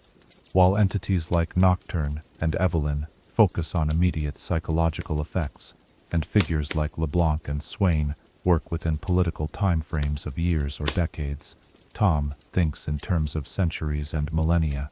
This temporal perspective allows him to plant seeds of influence that might not bear fruit for generations, creating networks of corruption that span multiple lifetimes. Most significantly, Tahm's approach to manipulation is uniquely self-reinforcing in ways that the methods of other entities are not. Nocturne's victims may eventually overcome their fears, LeBlanc's deceptions can be exposed, Evelyn's illusions can be shattered, Swain's political power can be challenged, Jin's scenarios can be escaped, and Vladimir's cultural influence can be reformed. But the River King's manipulation operates by corrupting the very capacity for moral reasoning itself, making his victims less capable of recognizing manipulation with each compromise they make. The comparison illuminates how Tahm Kench represents the apex of manipulative artistry, not because his individual techniques are necessarily superior to those employed by other entities, but because he has achieved a level of integration and sophistication that makes his influence nearly impossible to detect, resist, or reverse. He has solved the fundamental problems that limit other manipulators: the risk of discovery, the possibility of resistance, the tendency for influence to diminish over time, and the challenge of achieving lasting change in his targets. As we contemplate this hierarchy of manipulation and the various approaches that different entities employ to bend others to their will, we begin to understand that the true danger of such influences lies not in their supernatural power, but in how they exploit fundamental aspects of consciousness and social existence that make all sentient beings vulnerable to skilled manipulation. In the quiet spaces where our thoughts turn inward, where we examine our own susceptibilities and resistances, we can sense the universal human vulnerabilities that make manipulation possible in the first place. Perhaps we might consider, what is it about the nature of consciousness that creates so many different avenues for influence and control, and how do we develop the wisdom to recognize manipulation in all its forms while maintaining our capacity for trust, connection, and genuine growth? Chapter 9. Souls in the Current. In the depths where light fades and consciousness dissolves into something altogether different from mortal understanding, there exists a realm that defies every assumption about death, digestion, and the ultimate fate of souls who venture too far into the River King's embrace. Tonight, as we journey into the most mysterious aspect of Tahm Kench's nature, let us explore what happens to those he consumes, examining the strange afterlife that awaits within the demon's internal universe, and the haunting question of whether anything recognizable as identity can survive such profound transformation. Picture yourself drifting through waters that exist beyond the physical realm, currents that flow not through space, but through layers of consciousness and memory, carrying fragments of what once were complete human beings toward destinations that no living mind can fully comprehend. This is the River King's internal domain, a vast and impossible landscape where the normal rules of existence bend and flow like liquid, where past and present merge into eternal moments of crystallized experience. The process of being consumed by Tahm Kench begins long before the moment of actual ingestion, stretching back through all the choices and compromises that brought a soul to the point of final surrender. Each bargain struck, each principle abandoned, each small betrayal of one's authentic self creates tiny fractures in the integrity of the spirit, preparing it for the dissolution that follows. By the time the River King opens his massive maw to claim his prize, much of what made the person unique has already been stripped away through their own voluntary participation in their corruption. Yet the souls that enter Tahm's realm do not simply cease to exist, nor do they experience the clean finality of conventional death. Instead, they undergo a transformation so profound that it challenges every assumption about identity, consciousness, and the nature of existence itself. Within the demon's internal universe, souls become part of something larger and stranger than individual mortality, joining a vast collective of experiences that spans centuries of the River King's feeding. Consider the nature of this internal realm, a space that exists outside the normal flow of time and causality, where the memories and experiences of countless consumed souls swirl together in patterns too complex for mortal minds to grasp. Here, the ambitious merchant who traded his family's future for immediate success mingles with the desperate captain who sacrificed his crew's loyalty for supernatural luck, their individual stories becoming threads in a tapestry of corruption that extends far beyond any single lifetime. The souls within Tahm's domain exist in a state that transcends traditional concepts of consciousness and unconsciousness, awareness and oblivion. They retain fragments of memory and personality, but these elements float freely through the demon's internal landscape, sometimes coalescing into recognizable patterns of thought and feeling, sometimes dissolving back into the broader current of collective experience. A soul might remember its own name and history for moments that feel like years, then lose all sense of individual identity for eternities that pass like heartbeats. Within this strange afterlife, the consumed souls serve multiple purposes for their demonic host. They provide nourishment, certainly, but they also function as a vast library of human experience that Tahm can draw upon to understand and manipulate future targets. The merchant's memories of family dynamics help the demon approach other parents facing impossible choices, while the captain's understanding of crew psychology assists in corrupting other leaders struggling with loyalty and command. The souls experience this existence differently depending on how completely they surrendered their authentic selves during their corruption. Those who maintain some core of genuine identity even as they made their final bargain retain more coherent awareness within Tahm's realm, while those who abandoned everything that made them who they were dissolve more completely into the collective consciousness. This creates a hierarchy of existence within the demon's internal universe, where the degree of retained individuality determines the nature of one's eternal experience. Some souls within the River King's domain achieve a form of twisted contentment, finding satisfaction in their role as part of something infinitely larger and more powerful than their former mortal existence. They take pride in contributing to Tahm's ongoing campaign of corruption, feeling that their sacrifice serves a purpose greater than their individual lives ever could. These souls become willing collaborators in the demon's work, offering insights and strategies based on their own experiences of temptation and downfall. Others retain enough awareness to experience their fate as an ongoing torment, understanding what they have lost while lacking any power to change their circumstances.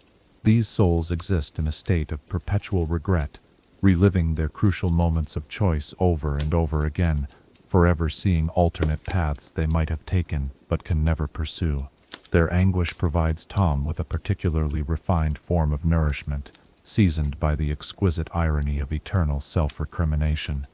Most fascinating inhabitants of Tahm's internal realm are those rare souls who manage to maintain their essential identity while adapting to their new existence, finding ways to preserve their core values even within the demon's digestive consciousness. These individuals represent a form of resistance that Tahm finds both irritating and intriguing, challenging his assumptions about the inevitable nature of corruption while providing him with ongoing intellectual stimulation. Within the River King's domain, time flows according to principles that have nothing to do with mortal chronology.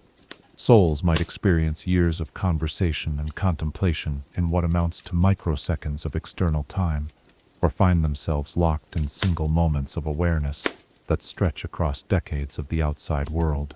This temporal fluidity means that the consumed souls exist in a state of eternal present, where past and future become meaningless concepts compared to the immediate reality of their transformed existence. The internal landscape itself shifts and changes in response to Tahm's needs and moods, sometimes resembling familiar earthly environments that comfort or torment the souls within, sometimes taking on abstract forms that have no analog in mortal experience. A soul might find itself in a perfect recreation of their childhood home, only to watch it dissolve into geometric patterns of light and shadow that represent mathematical concepts beyond human understanding. Communication between souls within Tahm's realm operates through direct transfer of experience and memory rather than conventional speech or gesture. Souls share their stories not through words, but through the immediate and complete transmission of lived experience, allowing others to understand their choices and consequences with perfect clarity. This creates a form of collective wisdom that grows more sophisticated with each new addition to the demon's internal population.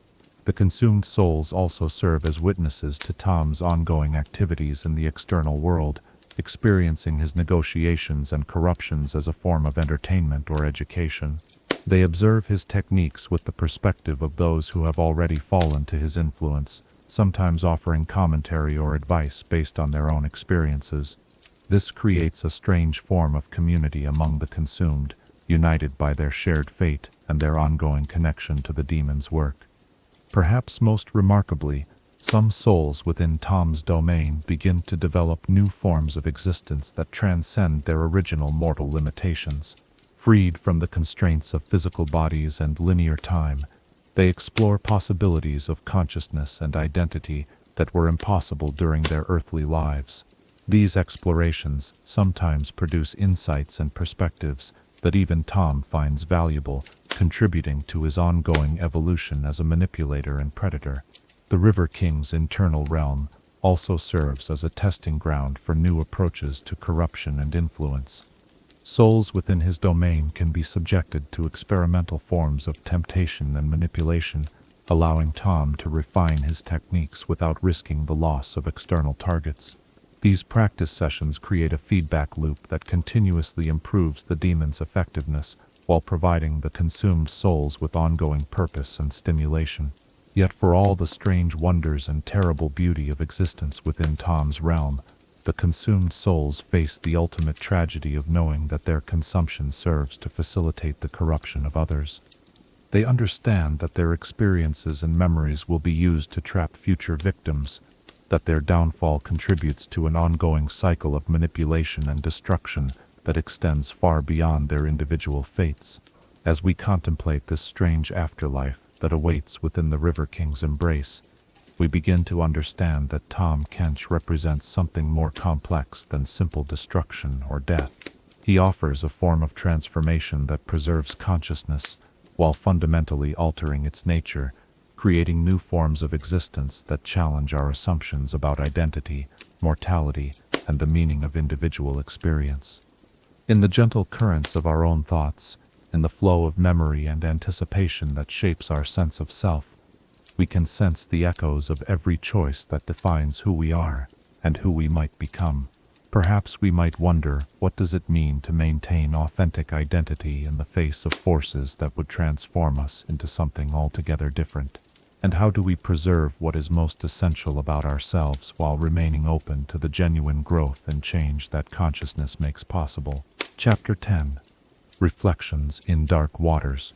In the still surface of ancient waters, where truth and illusion merge into something more complex than either, where the act of looking reveals not just what is seen, but what the observer brings to the moment of seeing, there lies a mirror that reflects the deepest aspects of conscious existence itself. Tonight, as we peer into the philosophical depths that Tahm Kench's presence creates, let us examine how the River King serves as a dark reflection of human nature, revealing uncomfortable truths about desire, choice, and the fundamental contradictions that shape every conscious being's journey through existence.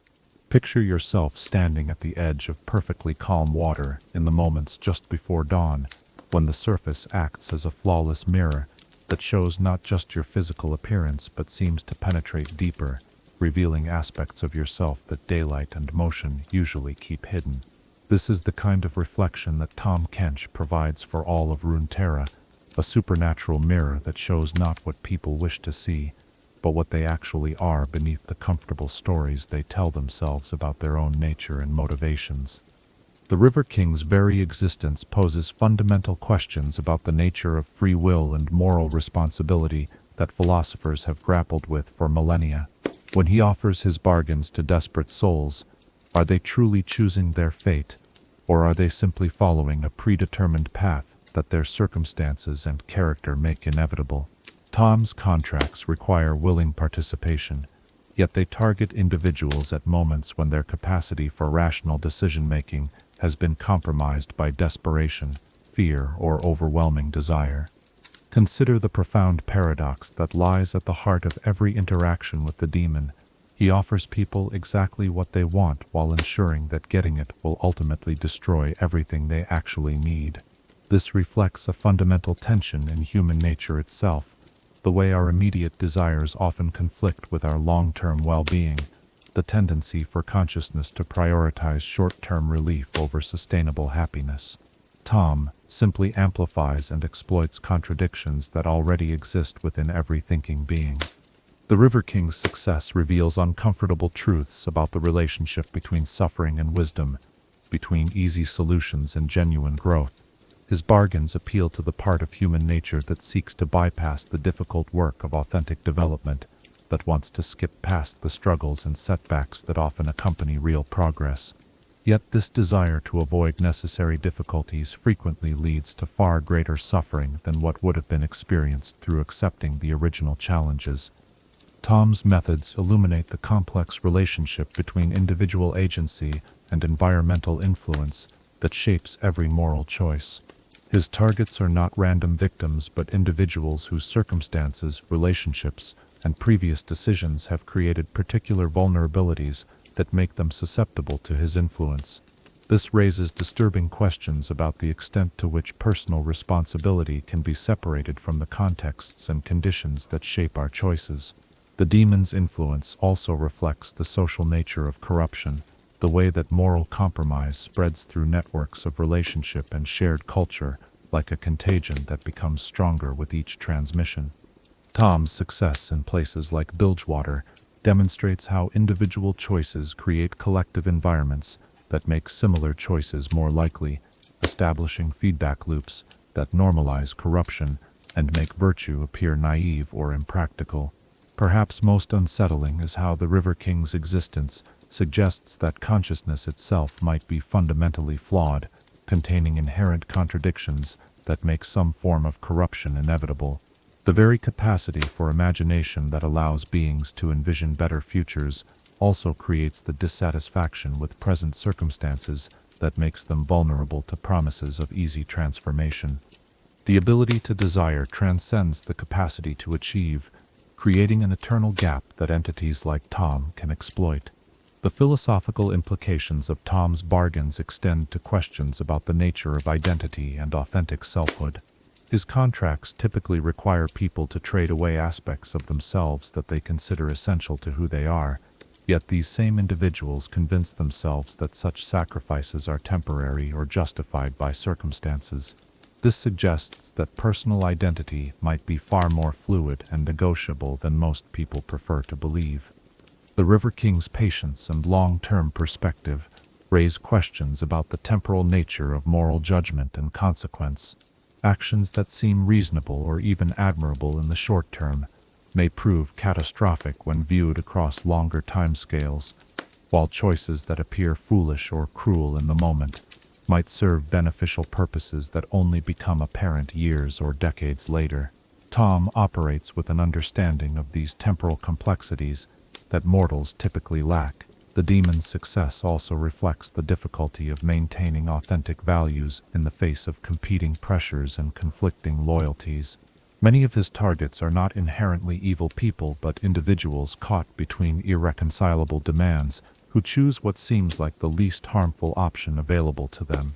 Tahm's genius lies in creating situations where all available choices involve some form of moral compromise, making corruption feel like the most reasonable response to impossible circumstances. Consider how the River King's influence reveals the performative nature of much human morality, the way ethical behavior often depends more on social expectation and personal reputation than on internal conviction. His bargains frequently succeed because they offer ways to achieve desired outcomes while maintaining plausible deniability about the methods employed, allowing people to preserve their self-image as good individuals while acting in fundamentally corrupt ways. The relationship between Tahm and his victims also illuminates the complex psychology of victimhood and complicity. His targets are simultaneously victims of supernatural manipulation and willing participants in their own downfall, both exploited by forces beyond their understanding and responsible for choices they made with full awareness of at least some of the risks involved. This duality challenges simple narratives about innocence and guilt that often shape moral reasoning. The demon's methods reveal how easily the language of ethics can be corrupted to serve unethical purposes, how concepts like fairness, reciprocity, and mutual benefit can be twisted to justify arrangements that are fundamentally exploitative. Tahm's contracts appear reasonable and beneficial precisely because they employ the vocabulary and logic of legitimate agreements, while serving purposes that completely subvert their apparent meaning. Perhaps most profoundly, the River King's existence suggests that the capacity for corruption might be an inescapable aspect of consciousness itself, a shadow that follows naturally from the light of imagination, desire, and hope. If this is true, then the question becomes not how to eliminate the possibility of corruption, but how to live wisely in full awareness of our own susceptibility to it. The philosophical challenges that Tahm represents extend beyond individual morality to questions about the nature of progress and improvement. His influence suggests that advancement and development might contain inherent dangers, that the very qualities that allow civilizations to grow and flourish also create new vulnerabilities that can be exploited by sophisticated predators. The River King's role as a mirror for human nature also reveals the tendency for conscious beings to externalize their own capacity for corruption, to project their moral failures onto outside forces rather than acknowledging their own complicity in creating the conditions that make such failures possible. Tahm serves as a convenient scapegoat for choices that people make freely, allowing them to maintain their self-image as victims rather than acknowledging their own agency in their downfall. Yet perhaps the most important reflection that Tahm provides concerns the relationship between wisdom and experience, between understanding corruption intellectually and developing the practical wisdom necessary to recognize and resist it in real-world situations. Knowledge about manipulation and its dangers proves insufficient protection against skilled practitioners who understand how to exploit the gap between theoretical understanding and lived experience. As we gaze into these dark waters that reflect so much more than we might wish to see, we begin to understand that Tahm Kench serves as more than just a supernatural threat or cautionary tale. He represents a fundamental aspect of existence itself, the shadow side of consciousness that emerges, inevitably from the same capacities that make growth, progress, and transcendence possible. In the gentle stillness that surrounds us now, in the quiet moments where honest self-reflection becomes possible, we can sense the universal human susceptibilities that make entities like the River King both possible and necessary. Perhaps we might contemplate, what does it mean to live with integrity in full awareness of our own capacity for corruption? And how do we develop the wisdom to see ourselves clearly without becoming paralyzed by the recognition of our own moral vulnerability? Chapter 11. The Eternal Fisher. In the timeless rhythm of cast and weight, where patience becomes an art form that transcends mere endurance to achieve something approaching cosmic meditation, there sits a figure whose understanding of mortal psychology has been refined through millennia of careful observation and methodical practice. Tonight, as we explore the River King's mastery of time and timing, let us examine how Tahm Kench has elevated the ancient craft of fishing to supernatural heights, understanding that the greatest catches require not just skill and knowledge, but the kind of patience that can outlast civilizations, and the wisdom to recognize exactly when conditions have ripened to perfection. Picture yourself observing a master angler at work in the hour before dawn, watching as they study the water's surface for subtle signs that reveal what moves beneath, noting how current and weather and season combine to create the perfect moment for success.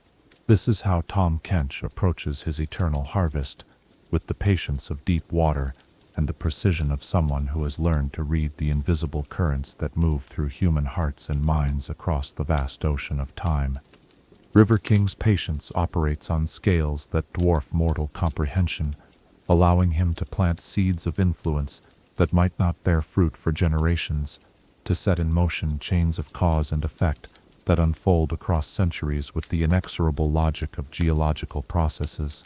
He understands that the sweetest catches often require the longest preparation, that souls marinated in generational corruption and slow-cooked through inherited compromise develop flavors that no amount of immediate manipulation can duplicate. Consider how Tahm's approach to psychology differs from that of entities who seek immediate gratification or quick results. Where others might attempt to force compliance through overwhelming pressure or dramatic intervention, the River King prefers to study his potential targets with the thoroughness of a naturalist documenting a new species. He learns their patterns of thought and behavior, their unconscious assumptions about themselves and the world, their hidden fears and secret desires that even they might not fully recognize. The demon's understanding of human psychology has been shaped by countless centuries of direct observation and experimentation, giving him insights that no mortal scholar could achieve through study alone. He has watched the rise and fall of entire philosophical traditions, observed how moral frameworks evolve and adapt across different cultures and historical periods, noted the recurring patterns that suggest fundamental constants in the nature of conscious experience itself. Tahm's mastery reveals itself most clearly in his ability to recognize the precise moment when a potential target has reached optimal vulnerability. Like a fisher who can sense when a fish is ready to bite, the River King develops an almost supernatural awareness of psychological readiness, understanding exactly when desperation has ripened into the kind of comprehensive hopelessness that makes impossible bargains seem reasonable and attractive. The timing of his interventions demonstrates a sophistication that extends far beyond simple opportunism. Tahm doesn't merely wait for people to become desperate. He actively cultivates the conditions that make desperation inevitable, planting small suggestions and creating minor obstacles that accumulate over time to produce the exact circumstances he needs. His interventions appear to be strokes of luck or coincidence, but they represent the culmination of careful planning that might have begun decades before the final approach. Consider the River King's understanding of generational psychology, his recognition that certain vulnerabilities and susceptibilities pass from parent to child through mechanisms that extend beyond simple genetics or environmental conditioning. He studies family lines the way botanists study plant heredity, noting how certain traits emerge and strengthen across generations, how particular combinations of temperament and circumstance create individuals who are especially suited to his purposes. The demon's patience allows him to appreciate the subtle beauties of psychological transformation that rushed predators miss entirely. He savors the slow corruption of idealism into cynicism, the gradual replacement of authentic principles with sophisticated rationalizations, the elegant way that small compromises create the psychological conditions that make larger compromises feel inevitable and necessary. Tahm's approach to individual psychology reflects his understanding that every person contains multiple potential selves, different versions of who they might become depending on which aspects of their nature are encouraged or suppressed. He becomes expert at identifying these alternative selves and creating conditions that bring out the versions most useful to his purposes while suppressing those that might resist his influence. The River King's fishing expeditions often span multiple lifetimes, with early interventions designed not to claim immediate victims, but to shape the psychological landscape that will determine the choices available to future generations. A merchant whose success comes through Tahm's intervention might establish family traditions of cutting corners and prioritizing profit that create vulnerabilities in their descendants decades later when the demon is ready to collect on his investment. The demon's understanding of timing extends to his recognition of historical moments when entire cultures become especially susceptible to his influence. Wars, economic disruptions, technological changes, and social upheavals all create opportunities for the kind of widespread desperation that makes supernatural intervention seem reasonable to people who would normally reject such possibilities. Tahm's mastery of psychology also reveals itself in his ability to adapt his approach to different personality types and cultural backgrounds without losing effectiveness. He develops distinct techniques for approaching the proud and the humble, the ambitious and the content, the rational and the emotional, understanding that universal principles of influence must be expressed through methods that feel natural and appropriate to each individual target. The River King's patience allows him to appreciate forms of corruption that develop so slowly they remain invisible to both their victims and outside observers.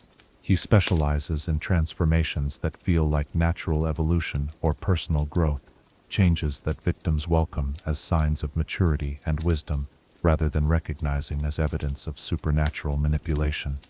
Perhaps most significantly, Tahm has learned to fish in waters that other entities cannot even perceive, recognizing psychological currents and emotional undercurrents that reveal opportunities for influence in situations that appear completely stable and secure. He sees vulnerabilities in strength, finds desperation hidden beneath success, discovers the seeds of corruption in the most apparently virtuous individuals. The demon's understanding of human psychology extends to his recognition of the role that hope itself plays in creating vulnerability. He understands that people who have completely abandoned hope are less useful to him than those who retain just enough optimism to believe that their circumstances might be improved through the right kind of intervention. This insight allows him to calibrate his approach with extraordinary precision. Tahm's fishing also demonstrates his mastery of psychological misdirection, his ability to make people focus on immediate problems and short-term solutions while remaining blind to the long-term consequences of their choices. He presents his bargains as responses to urgent crises that demand immediate action, creating artificial time pressures that prevent careful consideration of alternatives. The River King's patience reveals itself in his willingness to accept partial success when complete victory is not immediately available. He understands that small corruptions often lead to larger ones, that minor compromises create psychological conditions that make major betrayals feel like logical next steps. This incremental approach allows him to succeed even with targets who would resist more direct forms of influence. The demon's approach to psychology also reflects his understanding of the social nature of human identity. The way that people's sense of themselves depends heavily on how they are perceived and treated by others. Tahm often begins his corruption by subtly altering how his targets are seen by their communities, creating social pressures that make his eventual bargains feel like necessary responses to changed circumstances rather than supernatural manipulation. Perhaps most remarkably, the River King has developed the ability to fish for abstract concepts and cultural phenomena rather than just individual souls. He angers for the corruption of entire belief systems, the gradual erosion of social institutions, the slow transformation of healthy communities into environments that naturally generate the kind of desperation he feeds upon. As we contemplate this eternal fisher, whose patience spans ages, and whose understanding of human nature surpasses that of any mortal psychologist or philosopher, we begin to see that Tahm Kench represents mastery, elevated to an almost artistic level. His approach transcends mere predation to become something closer to cosmic gardening, the careful cultivation of conditions that will produce exactly the results he desires across timescales that dwarf individual human lifespans. In the gentle flow of our own thoughts, in the quiet moments where we might sense the subtle influences that shape our choices and desires, we can appreciate the profound skill required to understand consciousness deeply enough to predict and influence its development across such vast spans of time. Perhaps we might wonder, what does it mean to live authentically when we exist within currents of influence that we cannot fully perceive? And how do we develop the wisdom to distinguish between genuine opportunities for growth and sophisticated forms of manipulation that masquerade as beneficial guidance? Chapter 12. The river flows on. In the eternal movement of water toward the sea, where currents carry both memory and possibility toward destinations that reshape themselves with each passing tide, there flows a presence whose influence has become as fundamental to Runeterra's spiritual landscape as the physical forces that shape its mountains and valleys. Tonight, as our exploration of the River King's domain draws toward its contemplative close, let us examine how Tahm Kench continues to evolve and adapt in the modern era, considering both the immediate threats he poses and the deeper questions his existence raises about the future of consciousness, desire, and moral choice. In a world where supernatural manipulation has become woven into the very fabric of civilization itself, picture yourself standing once again at the edge of those ancient waters where our journey began, but now with eyes opened by understanding, able to perceive currents and depths that were invisible before we began our exploration. The surface remains as dark and mysterious as ever, but beneath it you can sense the vast complexity of forces at work, the intricate networks of influence and corruption that extend far beyond what any casual observer might suspect. The River King's presence has become so thoroughly integrated into the world's spiritual ecosystem that removing it would fundamentally alter everything about how conscious beings relate to their own desires and ambitions. Tahm's current state represents the culmination of millennia of careful cultivation and patient growth, a supernatural entity that has achieved a level of sophistication and integration that makes him nearly impossible to oppose through conventional means. His influence operates through so many different channels and mechanisms that attacking any single aspect of his power would be like trying to stop a river by blocking one tributary while leaving all the others to flow freely toward their ultimate destination. The demon's ongoing evolution reveals his remarkable ability to adapt to changing circumstances while maintaining the core principles that have made him successful across countless generations. As Runeterra's societies develop new technologies, social structures, and philosophical frameworks, Tahm finds fresh opportunities to apply his ancient wisdom about human nature to emerging forms of desire and desperation. The rise of complex financial systems creates new possibilities for debt-based corruption, while advances in magical understanding open unexplored avenues for supernatural bargaining. Consider how the River King's influence shapes the very definition of progress and success in the modern world, making it increasingly difficult to distinguish between genuine achievement and sophisticated forms of manipulation. The normalization of supernatural assistance in places like Bilgewater has created cultural expectations that make Tahm's services appear not just acceptable but necessary for anyone who hopes to compete effectively in an environment where others have access to such advantages. The demon's current activities suggest an acceleration of his timeline for major cultural transformation, as if recent global events have created opportunities that he cannot afford to waste. The various conflicts and upheavals that continue to reshape Runeterra's political landscape provide ideal conditions for the kind of widespread desperation that makes entire populations susceptible to his influence, allowing him to work on a scale that surpasses anything achieved in previous eras. Tahm's relationship with emerging supernatural threats reveals his remarkable adaptability and strategic thinking. The return of entities like Mordekaiser and the growing influence of the Void create complex new dynamics in the supernatural ecosystem, but the River King has proven adept at finding ways to benefit from these developments rather than being displaced by them. His particular brand of corruption often serves as a precursor to other forms of supernatural influence, softening targets and preparing them for whatever follows.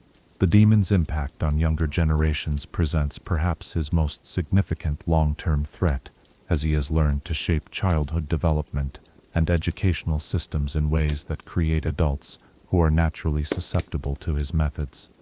By influencing how young people learn to think about success, competition, and moral choice, Tahm ensures that future generations will be even more vulnerable to his influence than their predecessors.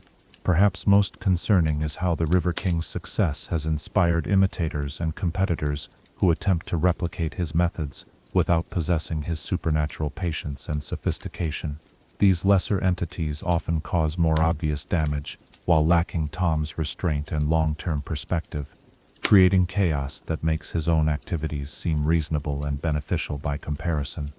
The global nature of modern communication and trade creates unprecedented opportunities for Tahm to spread his influence across vast distances with minimal effort.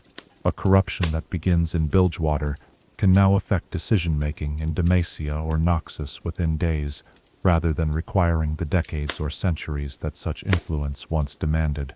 This acceleration of his reach allows him to coordinate complex operations that span multiple regions and cultures simultaneously. Tahm's current state also reflects his growing confidence in the permanence of his achievements, his recognition that the changes he has made to Runeterra's spiritual and cultural landscape have reached a point where they become self-sustaining. The systems of corruption he has established continue to operate and expand even without his direct involvement, creating a form of supernatural automation that multiplies his effective influence far beyond what any individual entity could achieve through personal effort alone. The River King's future plans, insofar as they can be discerned from his current activities, suggest an ambition that extends beyond mere soul harvesting to encompass the fundamental transformation of consciousness itself. He appears to be working toward a state where the distinction between authentic choice and supernatural manipulation becomes so blurred that the concept of free will loses all practical meaning, creating a world where every significant decision is shaped by forces that the decision-makers cannot perceive or resist. Yet Tahm's very success contains the seeds of potential resistance, for his influence has become so pervasive that it creates opportunities for those who understand his methods to develop countermeasures and forms of protection. The growing awareness of supernatural manipulation in various cultures has led to the development of new philosophical frameworks and practical techniques for recognizing and resisting such influence, though these defenses remain largely theoretical and untested against an entity of Tahm's sophistication. The demon's relationship with hope itself has evolved into something approaching a form of cosmic irony, where he simultaneously feeds on hope while serving as one of the greatest threats to its continued existence. His success depends on maintaining just enough genuine possibility for positive change to keep people willing to take risks and make bargains, but each successful corruption reduces the total amount of authentic hope available in the world. Consider the existential questions that Tahm's ongoing presence raises about the nature of moral progress and the possibility of genuine improvement in the human condition. If consciousness inherently contains vulnerabilities that entities like the River King can exploit, then every advance in knowledge, power, or capability creates new opportunities for corruption that might outweigh whatever benefits the advancement provides. The River King's influence on language and communication reveals another dimension of his ongoing threat, as he gradually corrupts the very concepts and categories that people use to think about ethics and choice. Words like success, opportunity, fairness, and reasonable slowly acquire new meanings that serve his purposes while retaining enough of their original associations to avoid detection. This linguistic corruption makes it increasingly difficult for people to articulate alternatives to his worldview, or to recognize the full scope of what they are sacrificing when they accept his bargains.